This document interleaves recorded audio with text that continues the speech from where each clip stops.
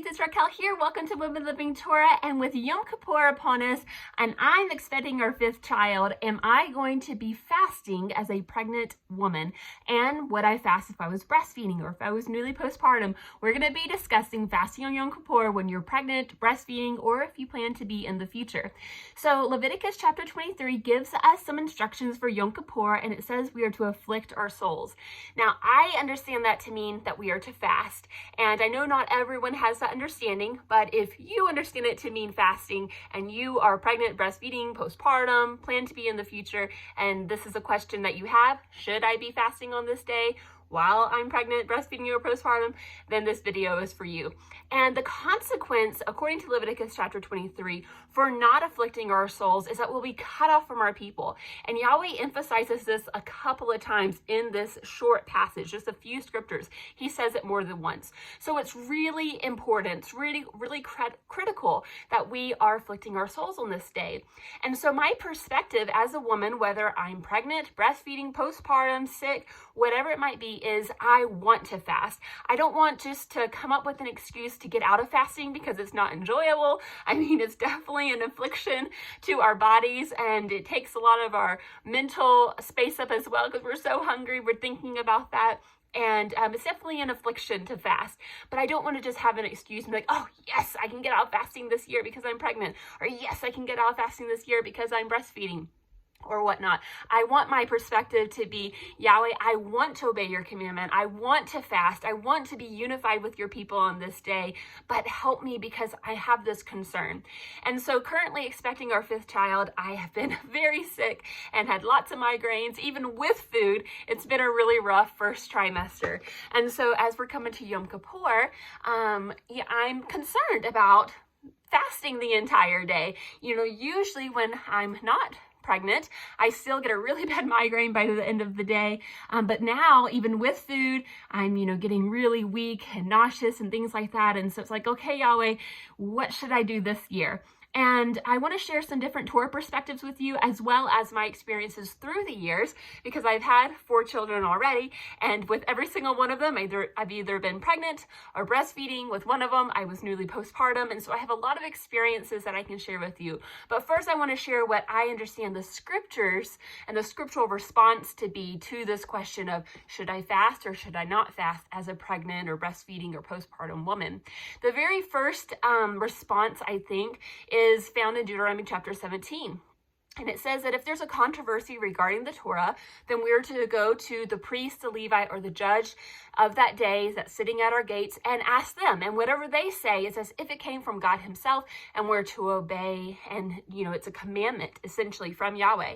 And so if we were living in times when Yahweh's government, his ordained government, was set up, praise Yahweh, made it happen one day again soon, then yes, our husband and we could go to them and say, okay, we would love to fast, but I'm pregnant, I've been really sick. Should I fast this day? Should I not fast this day? Or should I do something in between? Because it doesn't always have to be, one or the other, one extreme or the other. It might be something in between. And whatever they say, that's what we would do. Now, Judaism, they actually will go to their rabbi and they'll say, Rabbi, I've got this concern, and then they'll do whatever the rabbi says. I don't see that this same authority in Deuteronomy chapter 17 is transferred to the rabbis.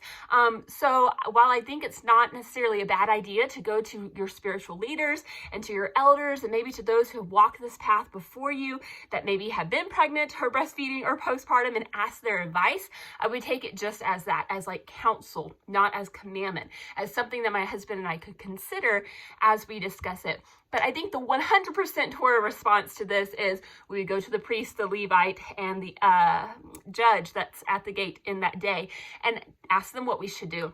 But unfortunately, we don't have that. And so the next scriptural response, okay, where's the next line of authority there for, teaching the Torah? Because I do see that scripture very clearly gives the priest that responsibility and that authority to teach the Torah. The very next level I see is in Numbers chapter 30. And it's about a woman or a wife who makes a vow, and her husband has the authority to establish it or to make it void. And what's interesting about Numbers chapter 30 is is that it uses the same language as is used in Leviticus 23 concerning Yom Kippur. It says that if a wife makes a vow or binds herself with an oath to afflict her soul, it's the same Hebrew, then her husband can either establish it or void it. And if she makes a vow and he voids it, Yahweh will forgive her. Okay, so that consequence for her not keeping her vow is not going to be on her. Her husband has taken responsibility for her. And so, I mean, praise Yahweh. I feel like we have the advantage as wives, that we can then go to our husbands and we can say, listen, Yom Kippur is coming up. I've been really sick. What do you think I should do? Do you think I should fast or not fast? And have a discussion with him about what that might look like. And I really feel very confident based off of these scriptures that, if my husband and I have this conversation and he thinks, you know what? I know you've made this vow. You're one of God's people. You're going to fast. You're going to be, and that would be me because I'm like, oh, I can tough it out. That's always my perspective. I can tough it out. And my husband's the one who reins me back in and it's like, okay, you know what? Let's not have you fainting on me on Yom Kippur. And so, if I've made this vow that I'm going to obey Yahweh's commandment, I'm going to fast, I'm going to be with his people. And my husband says, no, you know what? I think you need to eat, a little bite every hour. Or, you know what? I think you should stop your fast a little bit early, or whatever it might be. Then I truly 100% believe, because of this scripture, that is for me the most biblical response, and that is still obedience. That's how I understand this scripture. So even if I make a vow to afflict my soul, like for Yom Kippur, if my husband says, no, we're going to avoid that this year because of this reason, then I will follow his lead on that. So I encourage you to talk to your husband and get his thoughts on Yom Kippur and fasting if you're pregnant, breastfeeding, postpartum, sick, anything like that that's going on. Now, for my experiences, because as I said, I've been pregnant or breastfeeding or postpartum for many, many, many Yom Kippurs or Yom haKippurim. And I mostly take the perspective of I'm going to fast. And I never really have said, I'm not going to fast this year because I'm pregnant, or I'm not going to fast this year because I'm breastfeeding. Like, I just never do it like across the board. It's always a case-by-case basis. So when I am breastfeeding, I pretty much always just fast because I have a very solid milk supply. Usually thanks to Yahweh. And so I'm not really concerned about that. If I did have issues with breastfeeding where my milk supply is constantly struggling, this might be a concern for me, but breastfeeding, I pretty much always just fast the entire time. I only have water. When I'm postpartum, there's only been once I've been newly postpartum. That was my 4th. I was 3 weeks postpartum when Yom haKippurim happened.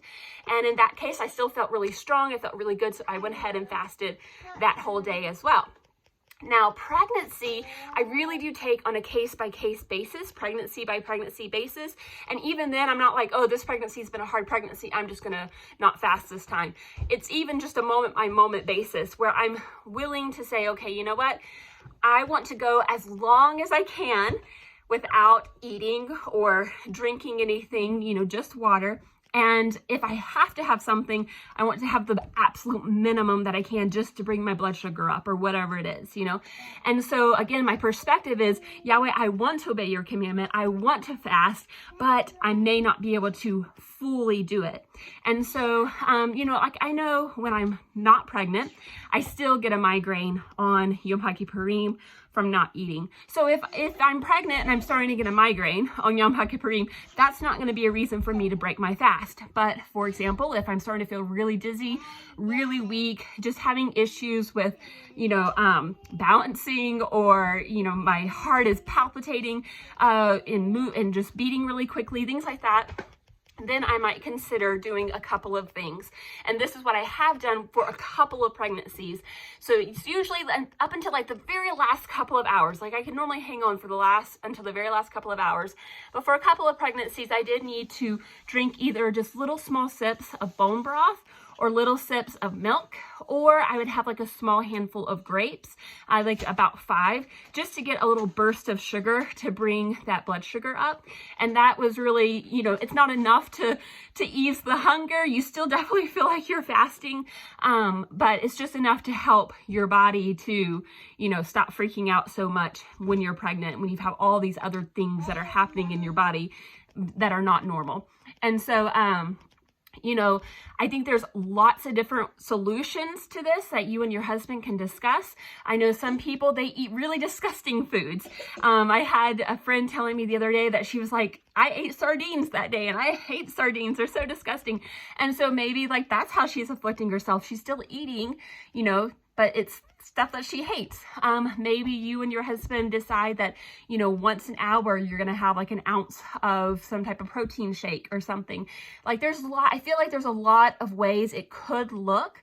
And you can still fast, you can still afflict your soul, but maybe it's not quite the just, you know, complete dry fast or just complete water only fast. Maybe there's a little bit of leniency there that you and your husband have determined would be best for you and your situation. So that's my experience. Like I said, most of the time, most pregnancies, postpartum and breastfeeding, I do fast completely. I only have water. But there have been a couple of pregnancies, and I'm thinking likely this pregnancy as well, where I had to either, you know, have a couple of grapes or something like that to help bring up my blood sugar and just give me a little bit of protein or whatever it was. So, but I want my perspective to be, Yahweh, I want to obey you.